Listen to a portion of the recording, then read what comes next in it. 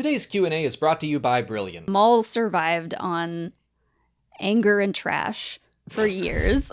Yes. They bought Star Wars and were immediately like, here are the release dates for episodes 7, 8, and 9. And everyone's like, what's the story? And they're like, I don't know. Figure it out, nerds. I'm pretty sure we'll figure it out. Like, I think that showing a willingness to move those release dates is good. It's showing flexibility, and instead of just being like, no, Solo is coming out right after Avengers Infinity War, and that's that. What's up, everyone, and welcome to the Star Wars Explained Weekly Q&A. I'm Alex. I'm Molly. And we're going to be answering some Star Wars questions, but first, you had an eventful weekend. I did. I went all the way out to California for a bachelorette party, and it was super fun. I can't give out any details, though. I've been sworn to secrecy. Have you? Yes. But I made it back. I made a joke last week about never coming back, but I made it back. I'm glad you did. I just sat around and played the new Zelda game the whole time you were gone. I was definitely homesick by the end. It was fun, and the weather was great. I will say that I left Alex to hold down the ship in my absence while the hurricane came through. Yeah, Hurricane Helene came through. It very fortunately missed us. It wasn't that bad. Our area wasn't hit nearly as bad as others. But yeah, you got to miss out on all the bad weather. I barely made it out to, I think I got like a super early flight, and maybe an hour or two after my plane left, they started canceling flights. So... Well, I stayed home and played video games. I played the new Zelda. I got together with some of my friends and we had like a Mario Party night. So that was fun. That sounds fun. It was fun. We should do it again. I want to play Mario Party. No, you missed it. We can never do it again. Dang. That's what you get for leaving me. It is funny. Like every time we're apart, I think there's like a small little bit where we're like, it'll be nice to just have some alone time. And after 15 minutes of that, I'm like, this sucks. I'm bored. I'm lonely. I didn't really have much alone time. I was stuck in a house with a bunch of other girls, but... Like if I were to leave for the weekend and you were just here. I had Hilo, I had Pippin. Hilo is good about just like hanging out on the couch. But when one of us is gone, he's like extra depressed about it. Yeah. But diving into some Star Wars questions, Oncoming Storm asks, do we have any specific hopes for the Battle of Jakku comic series? So this kicked off this past week. It's going to be a macro series, I think they called it. We learned that a few weeks ago when it was announced. Oh, right, yeah. It's a 12-issue macro series that's going to be like 3 4-issue parts. So the very first issue of the first part started to come out. And I know you haven't read it, so I was going to I figured we could discuss the comic a little bit and what's going on. Sure. But yeah, it's like a combination of several different Star Wars stories that exist already. So we have had a lot about the Battle of Jakku between Battlefront 2, Shattered Empire, the Aftermath trilogy, Star Wars Squadrons, Star Wars Uprising, the mobile game. Mm-hmm. There have been a lot of different stories about this year-long gap leading up to the Battle of Jakku. And I think this comic series is going to kind of help set things in place in the timeline and simplify it a little bit and kind of summarize it for people who, like I never played Star Wars Uprising. Mm-hmm. I know a decent bit about it, but I didn't get a chance to play it. So yeah, I feel like I don't know much about the Battle of Jakku. Like, we see the aftermath and what's left in The Force Awakens, just like crashed ships that people are rummaging through. And like you said, they've mentioned the battle in a couple other places, but it's been really random. Yeah, it's a story that I feel like it's hard to get the full picture of. And so I see the value in this comic series of being like, here it all is in one place, where the first issue kind of tackled the very immediate aftermath of the Battle of Endor. And we got some scenes from Shattered Empire that were also in The Princess and the Scoundrel. Mm-hmm. So we didn't get to see Leia and Han's wedding. We saw her visit Vader's funeral pyre, and Luke confronted her and just offered to help her with Jedi training to kind of control her anger because he can tell how angry she is. Yeah. So just a lot of scenes that I'm like, okay, some of this is new to me, some of it is familiar, and I feel like they're going to try to tell one cohesive story that also is eventually going to add to everything, because we've seen characters like Zori Bliss's mother on the covers of some of these, which is interesting. What was she part of? She is like the leader of the Spice Runners of Kajimi. Okay. So just that title and the helmet apparently got passed down to Zori. I like the stuff about Leia, starting her training to control her anger, because I did really like that part in Princess and the Scoundrel, because it makes sense for her to have a lot of anger and resentment. And I guess to answer the original question of like, what do you hope to see? That's something I hope to see, is Leia and her time training with Luke, because the timeline of that is kind of up in the air. Maybe we'll see her build her lightsaber. Sure, that'd be great. I think that there's a lot to explore for her, and we can see why specifically she chose not to continue her training, because we've heard things like The Rise of Skywalker says she saw that her Jedi training would lead to the death of her son. We've also heard that she just was a better fit for a politician than a Jedi. So we can get a little more personal with her instead of reading that in a reference book or seeing it in a flashback. Yeah. The comic also talks about Governor Adelhard, who is the major antagonist of the mobile game Star Wars Uprising. And I like what they're doing with him so far. He's a character that I know of, but I never got to experience him in the game. So they kind of went through his history, and we see that he learned alongside Tarkin and Vader and Thrawn. They kind of place him at the Battle of Atollon in Star Wars Rebels. So I was like, oh, this is neat that we're kind of learning about his backstory, that he's kind of the combination of a bunch of scary Imperials. So they're building him up to be a pretty intimidating figure. Is any of this comic series like supposed to retcon the Uprising stuff from the game? I doubt it. I'm honestly not going to know if it happens. We haven't played. I did watch the like game trailer for Uprising, which I think is worth checking out. If you can just like Google it and find it on YouTube, because I was like, oh, this is neat, and it kind of gave me a little context for the comic series of just like what generally is going on. So far, from what I know, Adelhard is still in the Anowit sector. He is still like shutting down communications and saying like, nope, the Emperor is still alive, and if you say otherwise, that's treason. So the Iron Blockade is still a thing.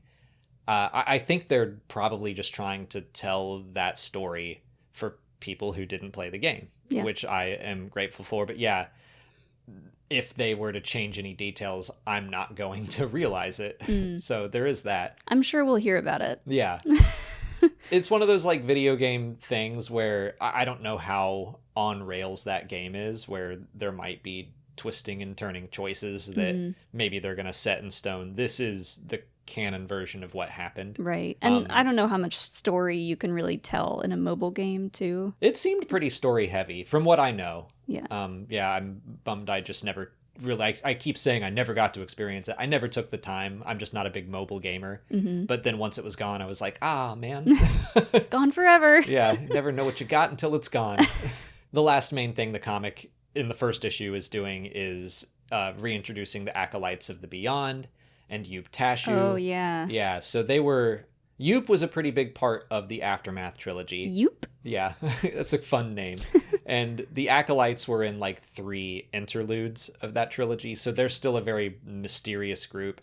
I'm hopeful to learn more about them, and it looks like we're going to. Spooky season stuff. Yeah, it's perfect timing.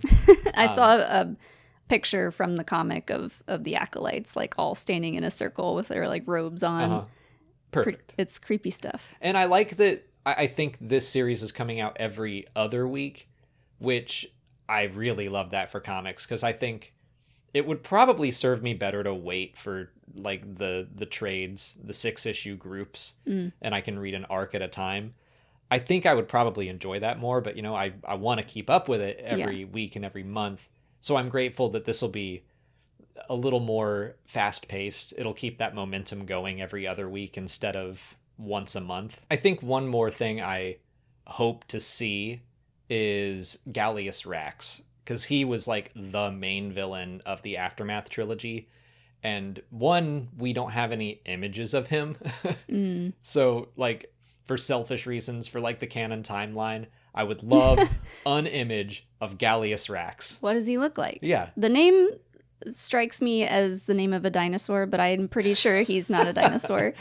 No, he was like Palpatine's understudy, just someone who learned to puppeteer and pull strings and manipulate people. And his goal, like his purpose for Operation Cinder, Palpatine puppeteering him even after death, was to engineer the destruction of the Empire and the New Republic at the Battle of Jakku. Okay. So he's an important figure that I would love an image of. Do you have any hopes and dreams for what he looks like? Mustache, beard, neither. Well, Adelhard has a beard, so I think they'll have to distinguish him from that. No, maybe he's I'm got sure, like a gnarly scar. I'm sure they described him in Aftermath. I remember thinking that he might be Thrawn when they first just described him, because he was listening to classical music. So I was like, all right, he appreciates the arts and stuff. So I think of him as, he at least thinks he's very distinguished and probably... So maybe a monocle. Maybe. Oh, there you go. That'll be something. We have seen that... Or those tiny reading glasses, the little tiny ones. I like monocle, because we have seen that in the Bad Batch. We know that space monocles exist. I forgot about that. So yeah, bring back the monocle. We're going to take a quick break from answering questions about Star Wars to tell you how you can best learn about other topics using Brilliant. Brilliant is where you can learn by doing, with thousands of interactive lessons in math, data analysis, programming, and more. They help you build critical thinking skills through problem solving, not memorization, so you can build real knowledge and become a better thinker. Brilliant makes it easy to learn on the go, right on your phone, with full lessons you can do whenever you have time. For example, learn new math skills, whether you're interested in vectors, algebra, geometry, calculus, or more. Brilliant's comprehensive range of math courses are built for learners of any level, letting you brush up on fundamentals or challenge yourself with advanced concepts. Practice building and using formulas to solve real problems in everyday life, enhance your visual and spatial problem-solving skills, or focus on the essentials with lessons that highlight the most useful, applicable math concepts. To try everything Brilliant has to offer for free for a full 30 days, visit brilliant.org/Star Wars Explained, or click on the link in the description. You'll also get 20% off an annual premium subscription. Michael Caddick 1915 asks, will we learn more about Luke's Jedi Academy during or after the Battle of Jakku comics? So probably not during, because I think Leia will be his only student if they start training in these, which I hope they do. But yeah, he doesn't really make his academy until we see it in the Book of Boba Fett, and that's like 5 years later. He could be maybe just thinking about the idea of teaching, and Leia, I guess, being the guinea pig for all of this. Like, that'll be interesting to see. Yeah, there is that. Like, I like the idea of him brainstorming with Leia and like throwing ideas off his sister. He's like, what's my curriculum gonna be? He's like, I'm thinking we live in stone huts. And Leia's like, I'm thinking I'm not gonna do this. Obviously, we won't see the Academy unless they make like a huge time jump later in these comics. But yeah, he could mention it and have conversations with Leia or other characters about teaching. I do like that this could inform what the Academy looks like. Kind of, yeah, Leia as a guinea pig. There is always this is the question we get all the time whenever a comic series is about to wrap up. I mean, right before this Battle of Jakku series was announced, people were like, what are they going to do next with the comics? And now we are only getting 12 issues of this, which will last for like 6 or so weeks. And then people are like, what are we doing next after that? We're always looking to the future. Maybe they'll do like a Luke's Academy comic series. I think that would be great. I mean, I think that story is worthy of like an animated show or something bigger than a comic. But a comic, if that's all we got, it would still be fun to be able to read that story. I would love if we went back to like the old books, the Young Jedi Knights books. That was such a fun series. So they could do something like that. But yeah, I think that the two options for the comics are to keep going after the Battle of Jakku, or, like I've said before, do some stuff in between episodes 1 and 2. Whether it's Luke training Ben Solo, or it's Obi-Wan training Anakin Skywalker. Like, I do think that those two are the most likely. Well, we got to see a little bit of Luke's academy and training with the Kylo Ren comic, right? But just a little. Yeah. So just a bit here and there. So we can build off that. And the final issue of Charles Soule's Star Wars comic showed Luke training Ben, and he was a bit of an older Ben. Like, he wasn't super young. So I still think there's plenty of time in there to have Luke maybe starting with Ben and then gathering more students. I think that would be fun. It would be easy to do, like, several arcs where they're going off and searching for other students and going on adventures. I like this because I remember while we were watching Book of Boba Fett, all the stuff with Luke training Grogu, we talked a lot about how it seemed like this was all very new for Luke. And he was kind of, I don't want to say he did a bad job, but I got the sense that he was kind of just making it up as he goes, and maybe he wasn't super confident. I chalk almost all of that up to the AI voice that I did not like. Maybe.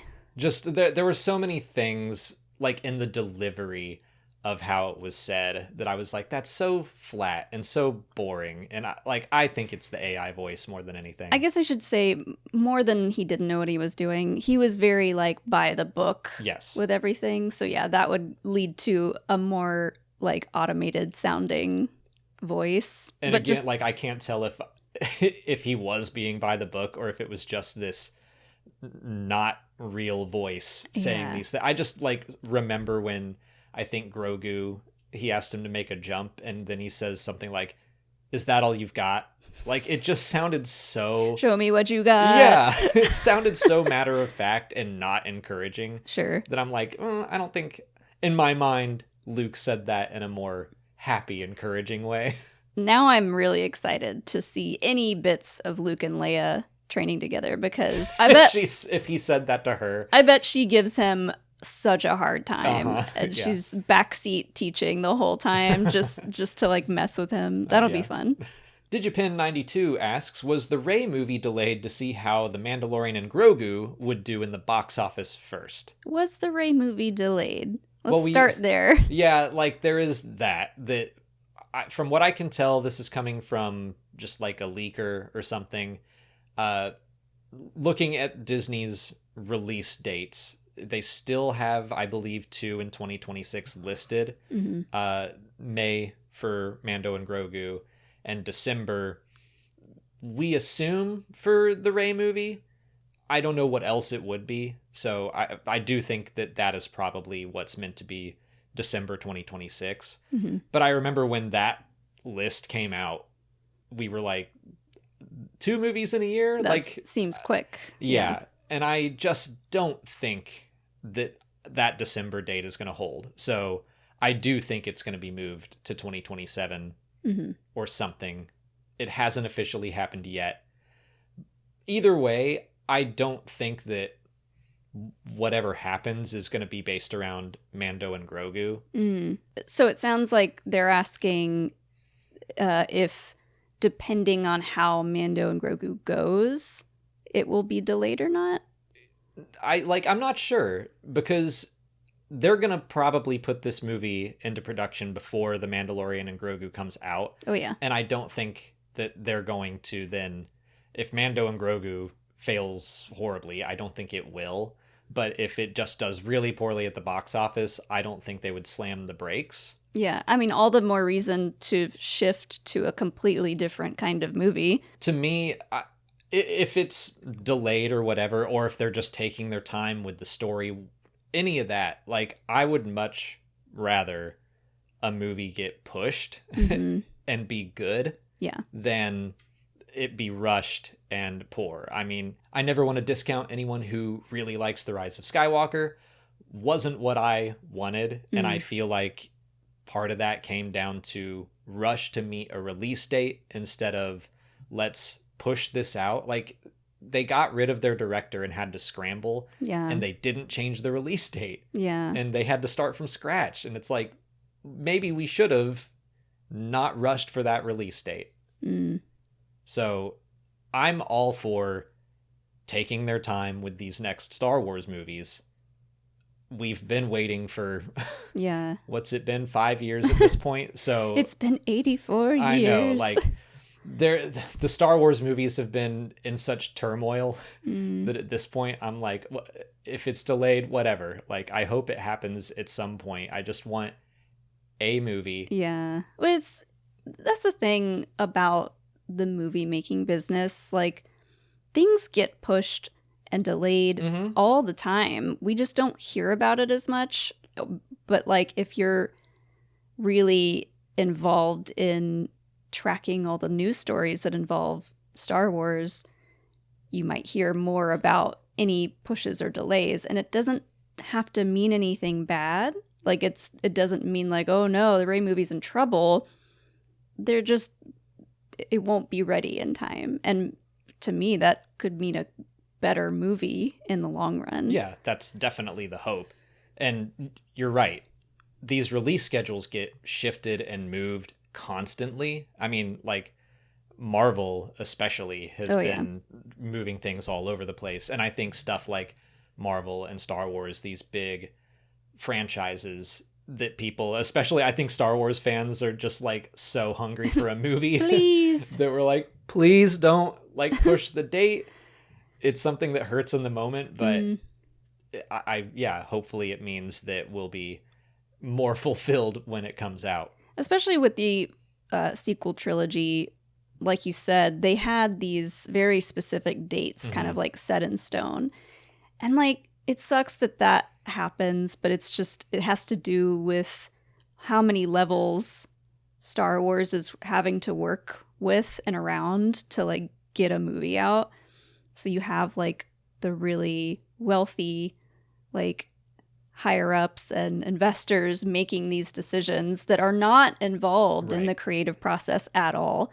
And they're just constantly butting heads with each other. That's always been like my biggest problem with the sequel trilogy, is that they bought Star Wars and were immediately like, here are the release dates for episodes 7, 8, and 9. And everyone's like, what's the story? And they're like, I don't know. Figure it out, nerds. I'm pretty sure we'll figure it out. Like, and I wish that they had said, we're buying Star Wars, we're gonna figure out a sequel trilogy, instead of just being like, this is when the movie is coming out. Yeah. And we'll throw that problem onto the people beneath us. Like, with such a big chunk of money, they were probably like, all right, we got to make all this back. for sure. Like, immediately. It's the constant struggle for the movie business, between business and creativity. Yeah. And they, like you said, they butt heads all the time. It'll work. It'll work. We have to have hope and stay positive. I think that showing a willingness to move those release dates is good. It's showing flexibility, and instead of just being like, no, Solo is coming out right after Avengers Infinity War, and that's that. Well, I think COVID helped force a lot of like big production companies to be able to have some more wiggle room with that. Yeah, I mean, I COVID think forced that to happen, and now it's kind of like maybe it's a little easier to push and pull dates. I think they know how hard it's become to have big hits. I mean, it seems like things are maybe starting to turn back around with stuff like Deadpool and Wolverine. But like, remember when Barbenheimer was such a strange thing that like both of these movies are doing so well, and it wasn't really because of the movie industry. Like, so much of it was around just the meme of it all. And I don't want to throw all the blame on the business side of things, because we know some people who have made their own movies, and the movie making process it involves a lot of people, and we know people that have wanted to continue to tinker up until the very like end date where they have to like turn this in Sure. for a festival. They're like, no, I want to edit this one more thing. Yeah, like, I but don't that's the creative side. yeah, not that's the- what I'm saying. Oh, okay. Like, there's people pushing and pulling on both ends. Like, maybe it's not ready yet. Maybe I want to edit this or change this a little bit. And it's like tinkering with it can continue to go on, till the very last minute. I see what you're saying. Yes. Yeah. Like some deadlines are good, but Yeah. like if it's not working, you should also be flexible enough to Sure. But move. that's somebody's baby. So they're going to like continue to fuss with it I gotcha. probably until the last minute. Moving on, Charlie Hodgman asks, does Vernestra Row's lifespan make sense with average Miri Allen lifespans? I Ooh. kind of wanted to pick this one just to talk about this weird thing that Star Wars has been doing, giving every alien species seemingly a long lifespan. It's like, if you're not a human, you get to live forever. Yeah. That it does feel like they're kind of just winging that. Like, oh, if it's a non-human alien species, they'll live as long as we need them to for the story. It's just even, characters that I like having around for a while, like Dexter Jetster. I'm like, okay, I don't know that he needs to be that old, or like Therm Scissor Punch is Yeah. very old. Well, like, I remember when we found out how old Maz Kanata was, and we were like, whoa, she's super old. That's probably why she looks all wrinkly. Wow. And now it's like, okay, well, she's not the only one that's living that long. Yeah, like at least I think very long-lived species like Yoda or Maz Kanata, and I think Maz, I mean, whatever she is I don't know what their lifespan is like at all. Yeah, we don't have a species for her. Not that I know of, and it's just, I mean, she's at least 1,000 and doesn't seem like she's slowing down. So see, I think Star Wars did that on purpose because they were like, we don't want to nail this down with a species name because we want her to be a little mysterious and for her to be really super old. Maz, at least, and Yoda, they were introduced as Maz has been here for 1,000 years. Yoda's been training Jedi for 800 years. So And we don't have either of their species. Yeah, that's true. But they were created with like they live a long time. But now it seems like there are a lot of species they've been around. Like this is just Dexter Jetster, and we're like, neat. He's 300 years old. Yeah. We're like, oh, okay. We didn't know that information until well after learning who he was. I keep talking about Dexter, where like, he's someone who's lived a very long life and seems to have had every job in the galaxy. So I don't mind that for Dexter. Also, but it makes sense that Obi-Wan would kind of go to him and trust his instincts on information if Obi-Wan knows how old he is and he's been around the block several times. Yeah. It's like, I do think there are points where it makes sense to do that, but the Vernestra Row all of a sudden being like, oh, she's pretty old and looks great. That was a surprise to me. And she's not the only example. I mean, the whole thing with Ki-Adi-Mundi's birthday, that was another boy. one that's like, okay, so he's a lot older than we thought. Yeah. And it's just something that Star Wars keeps doing where they're being real fast and loose with how long aliens live. Anyway, for Miri Allen's, I did look up, and the only source I could find for Miri Allen lifespan was, I think, an RPG source book that wasn't on Wikipedia. This was like on a tabletop RPG wiki site, and they say that their average lifespan is about 68. Mm-hmm. Oh Wow. Yeah, but that is not strictly canon, and I don't even think it was from a canon quote unquote RPG source. Right. So I don't believe they have super had their lifespans nailed down. So for RPGs too, because this was like a not canon, not really connected piece of media for Star Wars, with RPGs, you need a good mix of species who live a long time and who live a not so long time. So that was probably just some random person who's like, I don't know, let's pick a number out of a hat maybe. And I mean, I think that for TTRPGs, that this source tended to say a lot for like, this species lives for about this long, but if they were force sensitive, it could be longer. Okay. And so I think that, RPGs take some flexibility because, some players want to say like, I'm just a really old whatever. And it's like, yeah, okay, sure. And it's now like we the can super old elf in Rings of Power, the only dude with a beard. Círdan? Yeah, Yeah, something like that. but then he shaved it off. Yeah, but also they're immortal, so Oh, they don't count. well, still super old. We even have Aslan Rel now, who's a human who's lived 150 years. But that's from like spooky dark side stuff, so Yeah, like I'm willing to. it's up there with Maul. Like Maul survived on anger and trash for years. Yes. So it can be done, especially when you're dealing with dark side stuff. Yeah. Solo13508 asks, where is our Tears of the Nameless review? I did see this in the comments actually, and I was like, ooh, busted. It's coming. It's going to be out on Monday. A lot of times we get the books early, especially if they're the adult novels.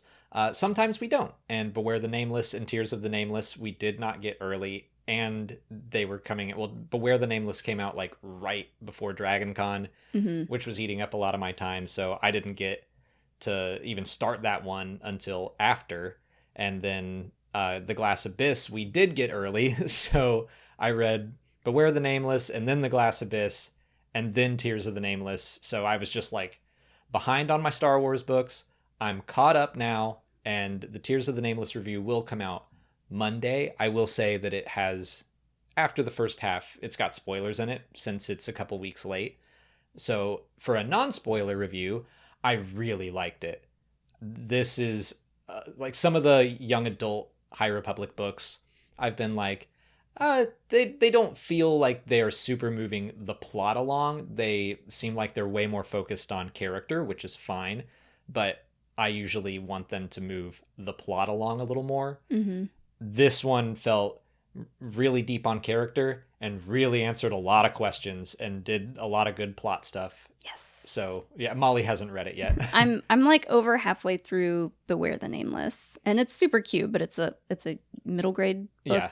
So Churro the Hutt. Churro's Oh my gosh. pretty cute, and the audiobook, which finally came out. I don't like the separate release dates for the books and the audiobooks. That messes with me. If we could not do that, that would be great. But anyways, so I waited for the audiobook. Churro's voice, you said you didn't like it.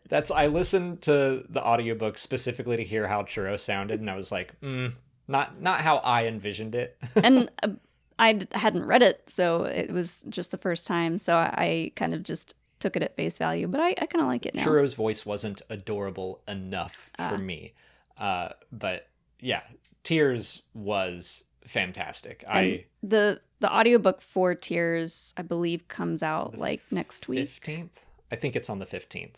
Okay, so in like a week and a half or so. So you'll be able to pick that one up soon too. But the pro side of this is you are getting the review late, but it's got spoiler stuff in it. Yeah, it does allow me to talk about the book a little more in depth. When I put a review out like the day the book comes out, I don't want to be like, well, here's a bunch of spoilers for everyone to accidentally hear. So sure. When it's a little late, I'm like, okay, I can talk about this book in full and not be scared that someone's going to get spoiled. Yeah. But that's all the time we have for questions today. If you want to leave a question for next week's video, just put it in the comments below or sign up for Patreon to join our weekly Q&A discussion. If you haven't already, please like this video, subscribe to the channel. Follow us on Twitter, Instagram, TikTok, and Threads. And as always, thanks for watching, and may the Force be with you.